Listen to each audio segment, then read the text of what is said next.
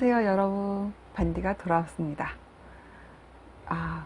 맨날 가물어서 어떡하나 그런 얘기만 전해드리다가 드디어 장마가 시작이 됐죠. 비가 정말 많이 내렸습니다. 근데 뉴스를 보니까 안타까운 건 비가 안 와서 막 가뭄인데 갑자기 또 너무나 많은 비가 내려서 또 그 비 피해가 막 일어나고 있더라고요. 참 어떻게 사람 뜻대로 원하는 대로 되지 않죠. 비가 막 오니까, 비가 많이 내리니까 사실 꿉꿉하기도 하고 습도가 높아지니까 약간 이제 불쾌지수도 올라가고 하는데, 그래도 저희가 불과 며칠 전만 하더라도 비 좀 내려야 되는데 비 좀 내려야 되는데 했잖아요. 그러니까 이제 꿉꿉하고 좀 습도 높은 거는 조금만 참고, 비가 좀 더 한쪽 지방에 너무 많이 오는 거 말고 비가 고루고루 좀 더 내렸으면 하는 마음이 들기도 합니다. 뭐 빨래 안 마르는 거야 요즘 세탁기도 좋고, 또는 코인으로 하는 그런 것도 동네에 많이 서서 이렇게 말씀드리면 너무 부자 이렇게 돈 갖고 그러는 거 아니야. 근데 그런 건 아니고요. 할 수만 있다면 어떤 방법은 있다는 거죠. 사실 그거보다 더 급한 거는 이제 가뭄이 좀 해소가 되는 게 더 문제이니까, 어쨌든 고루고루 적당량의 비가 좀 내렸으면 하는 마음이에요. 어쨌든 반갑죠 여러분. 비가 내려서 뭔가 싹 씻겨 내려가는 그런 것도 있었으면 좋겠는데, 이제 근데 여름철에 내리는 비는 태풍을 동반하는 경우도 많고요. 그래서 이제 비 피해가 또 여기저기 막 속출하죠. 그런 거에 대비해서 요즘 뉴스나 이렇게 방송 사이사이에 TV에서 집중호우의 어떤 물 난리에 대비하는 법 이래서 많이 나오던데요. 익혀두셨다가 큰 피해 없이 올 여름도 무사히 잘 지나갔으면 하는 마음입니다. 저는 지방을 며칠 다녀왔거든요. 2박 3일을 아주 강행군을 했습니다. 김해, 부산, 통영, 여수, 전주, 가평, 남이섬. 굉장히 2박 3일 동안 완전 강행군을 했죠. 굉장히 좋은 여행했는데 그런지 모르겠지만, 어쨌든 바쁘지만 요기조기 중요한 곳만 다녀왔습니다. 무슨 일 때문에 다녀온 건 맞는데요.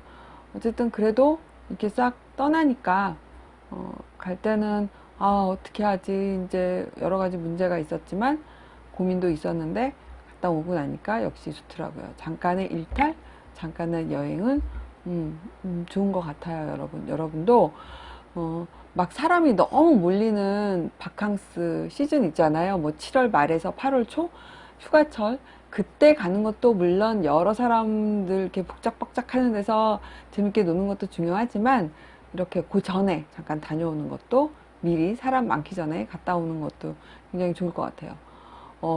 여수 밤바다 하잖아요. 노래도 있고.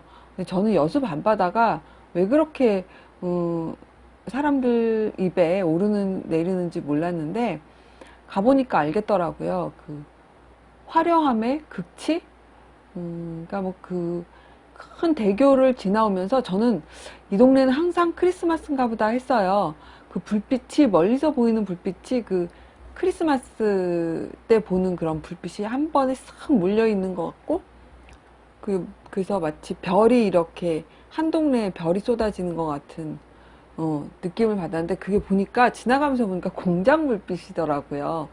아무튼 너무나 색다른 경험. 그리고 이제 여러분들 다 아시는 여수 밤바다의 낭만포차, 거기도 갔다 왔는데, 가기 전에 어떠한 섬, 장군도인가, 거기 섬에 이제 섬을 이렇게 시간에 맞춰서 불빛이 색깔이 바뀌도록 이렇게 섬 둘레를 이렇게 조명을 해놨더라고요. 그리고 곳곳마다 조명, 가로등의 조명 이런 거를 굉장히 신경을 많이 썼더라고요.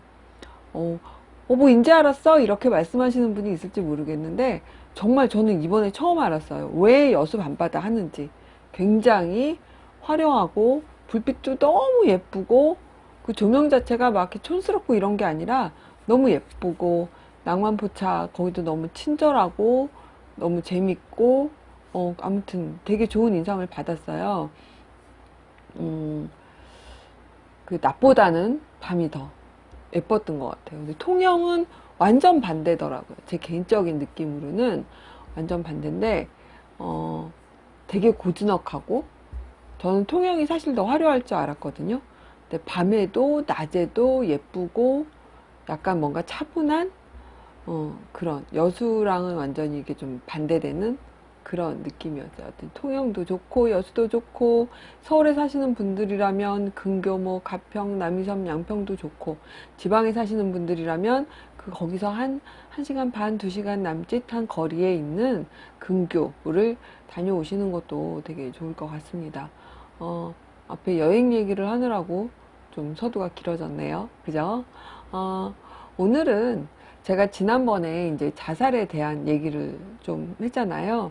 그래서 왜 사람들이 죽겠다는 말을 하는지 뭐 그런 거에 대해서 얘기를 나눴어요. 그래서 이제 그거를 이렇게 계속 시간차를 두고 제가 자살에 대한 오해와 진실, 뭐 우리가 어떻게 해야 예방을 할 수 있는가 이런 것들에 대해서 제가 말씀을 좀 나누자고 미리 이렇게 전달을 했는데요.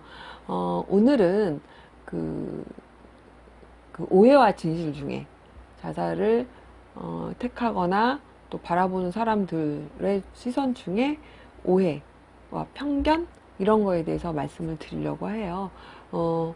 처음에 시작은 그 자살을 생각하시는 안타까운 선택을 생각하는 분들에 대한 오해, 편견 그리고 바라보는 사람들에 대한 각들이 갖고 있는 오해, 편견을 말씀드리려고 했는데 제가 그 여수 밤바다와 통영에 대한 얘기를 너무 길게 하는 바람에 여러분이 좀 지겨우실 것 같아서 오늘은 그 어쩔 수 없이 어떤 그렇게 무섭고 슬프고 안타까운 선택을 하실 수밖에 없는 분들, 그분들이 자살에 대해서 갖고 있는 잘못된 편견에 대해서 잠깐 말씀을 드리려고 합니다. 뭐냐 하면, 대부분 어떤 사람이 힘들고 어려운 문제가 내 앞에 탁 떨어져서 이게 계속 여러 가지 방법을 찾고 해도 해결이 안 되고 점점 더 깊은 어떤 그 수렁에 깊숙이 내려가고 도대체 어떤 터널에 빛도 보이지 않고 나만 어떤 미로에서 뱅뱅뱅뱅 도는 것 같은 그런 느낌을 받아서 완전히 모든 것을 놓고 주저앉는 그런 시점에 닿았을 때 사람들이 어떤 안타까운 그거를 생각을 하게 되고 그 방법을 선택하게 되는데 그분들이 대부분 그런 선택을 할 때 그 순간에 잘못된 뭐 오해, 어떤 편견 그건 뭐냐면 자살은 끝이다 라는 생각을 하고 이제 그런 선택을 하게 되는 거죠. 사실 사람은 죽음을 선택하고 싶어 하진 않아요. 제가 지난번에도 말씀드렸지만 죽음이라는 거는 왜 우리가 자꾸 죽겠다 하냐 하면 죽음은 우리가 모르는 상황인데 그 호기심이 가는 모르는 게 아니라 몰라서 더 굉장히 두렵고 굉장히 공포스러운 단어라고 말씀을 드렸잖아요. 그래서 내가 뭐 때문에 죽겠다 그러면 나는 그 문제로 내가 지금 최악이야 라는 거를 최악의 상태야 이걸 표현하는 방법으로 저희가 죽겠다는 말을 한다고 했는데 그래서 자살하려고 하는 사람들은 죽음을 원래 생각하거나 원래 선택하려 최선의 방법, 제일의 방법이라고 선택을 하는 게 아니에요. 왜냐하면 사람은 누구나 죽음은 무섭고 두렵고 공포스러운 거거든요. 근데 지금 현재 나를 괴롭히고 있는 골치 아픈 문제, 뭐 또는 어려운 문제, 그게 경제적이든 이별이든 상실이든 그런 어떤 나한테 막 닫혀있는 지금 현재의 상태가 이거를 단절할 수 있는 이 문제와 내가 완전히 단절할 수 있는 유일한 돌파구가 죽음이라는 생각을 그런 안타까운 생각을 하는 거죠. 그리고 이게 내가 이렇게 지금 자살을 하면 나와 연관된 모든 것이 끝이야 라는 그런 끝이라는 생각 때문에 자살을 선택하는 거죠. 근데 끝이 아니죠. 사실 어떤 분이 내가 이 문제를 해결할 수 없어서 나는 이 문제를 끝내고 싶어. 그래서 나는 자살을 선택했어. 이제 뭐 유서나 뭐 여든 모든 거에 그렇게 하는데, 이 끝이 아니라는 거는 그 한 사람이 이렇게 어떤 잘못된 선택을 하고 나면 그 남겨진 사람들한테는 또 다른 고통을 안겨다 주는 거죠. 굉장히 큰, 그러니까 보통 뭐 병사나 뭐 사고사 뭐 이런 거와는 다르게 그 남겨진 가족, 친구, 친지들한테는 그런 죽음과는 다른 엄청난 큰 정신적인 충격을 가져다 준다는 거예요. 그, 왜 우리 어떤 사고나 어떤 사건에 이렇게 직면하게 되면, 그러니까 그런 사건이나 사고를 당한 사람들은 그 이후에도 어떤 정신적인 충격이 남잖아요. 보통 그 외상후 스트레스 장애라고 하는데 여러분 다 아실 거예요. 그 트라우마가 생기는데요. 어, 그런 내 가족, 내 친구, 내 지인이 자살을 선택했어. 나는 그래서 그것만으로도 병사, 뭐, 사고사, 이런 것만 보더라도 굉장히 큰 충격인데, 그거랑은 좀 더 다른 거죠. 별개의 문제. 그래서 굉장히 큰 충격을 받는데, 그 충격과는 다르게 또 가까운 사람은 내가 왜 미리 알아채지 못했을까? 그 사람의 힘든 문제를. 내가 왜 막지를 못했을까? 이거 뒤에 이제 다음 시간 제가 말씀드릴 그 크라잉 포 헬프라 그래서 어떤 자살을 선택하려고 하는 사람들은 이제 보내는 사인이 있는데, 내가 왜 그 사인을 읽지 못했을까? 난 내가 막을 수 있었는데. 라는 그런 그 사람이 죽음을 선택하는 걸 막지 못했다는 어떤 큰 죄책감을 또 갖는 사람들이 있어요. 그래서 어떤 분은 그 죄책감에 시달리다 못해서 또 자살을 선택하는 경우가 있거든요. 그러니까 굉장히 이 한 사람만으로 끝나는 게 아니라 남은 사람들한테 굉장히 큰 충격, 또 연쇄적인 자살을 일으킬 수 있는 그런 걸 유발하게 한다는 거죠. 그러니까 끝이 아닌 거예요. 그러니까 이게 계속 이 사회에 그런 게 계속 퍼지다 보면은 사실은 생명이 존중돼야 되는 어떤 그 사회적 문화적인 풍토가 생명을 가볍게 여기는 걸로 바뀔 수 있다는 거죠. 그러면은 그 남아있는 사람의 어떤 정신적인 큰 충격 또는 연쇄 자살을 막기 위해서 사회적인 자금이 엄청나게 들어가야 되는 거예요. 한 그 충격을 벗어나게 하기 위고 또 자살을 막기 위해서는 사회적으로 굉장히 큰 경제적 비용이 들어가야 되는 거죠. 그러니까 경제적으로도 굉장히 큰 손실이고 남아있는 사람들을 생각하면 그 이게 혼자만의 자살을 선택함으로써 혼자만의 끝이 아니라는 거죠. 그 여러 가지 사회적인 비용, 경제적인 손실, 그리고 인명적인 손실, 그리고 문화적인 풍토가 굉장히 나빠지는 그런 결과를 초래하게 되는 거죠. 그게 자살을 선택하시는 분들의 가장 큰 오해죠. 끝이다. 라는 거. 근데 사실 그렇게 생각하기 쉬워요. 끝이라고. 왜냐하면 더 이상 내가 그 문제에 신경을 안 써도 되니까 굉장히 안타까운 생각이죠. 그래서 사람들이 조그만 어떤 희망, 조금 터널에서의 어떤 작은 불빛, 이런 것만 발견을 해도 사람들은 그 무서운, 공포스러운 선택을 하지 않게 되는 겁니다. 제가 짧게 얘기하느라고 자살을 선택하려고 하는 사람들은 어떤 편견을 갖고 있나에 대해서 말씀을 드렸거든요. 다음에는 이제 그 남아있는 사람들 또는 자살을 별로 생각해 보지 않은 사람들이 갖고 있는 편견에 대해서 말씀을 드릴 거고요. 그 다음은 어떻게 하면 그러면 우리가 그 사람들을 그 자살을 하려고 하는 사람들의 저희한테 보내는 어떤 사인, 그거를 어떻게 우리가 알아챌 수 있을까, 그거에 대한 여러 가지 사례, 그런 것들을 말씀을 드리려고 합니다. 비도 오고 축축한데 제가 좀 어렵고 힘든 얘기를 전한 것 같아서 좀 죄송하기는 하네요.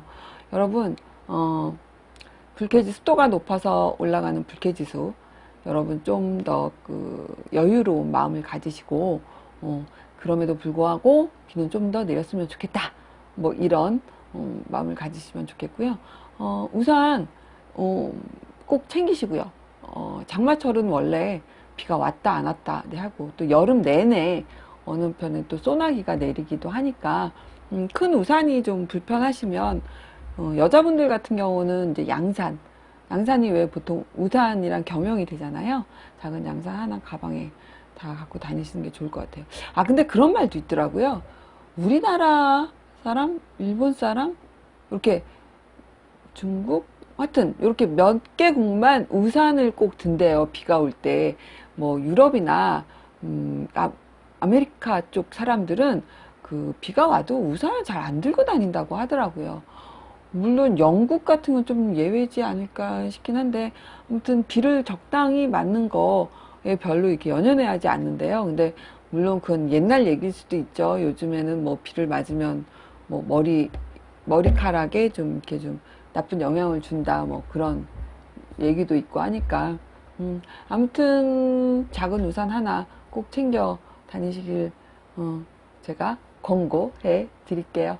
여러분, 스트레스 너무 받지 마시고요. 건강한 여름, 이제 여름 시작이잖아요.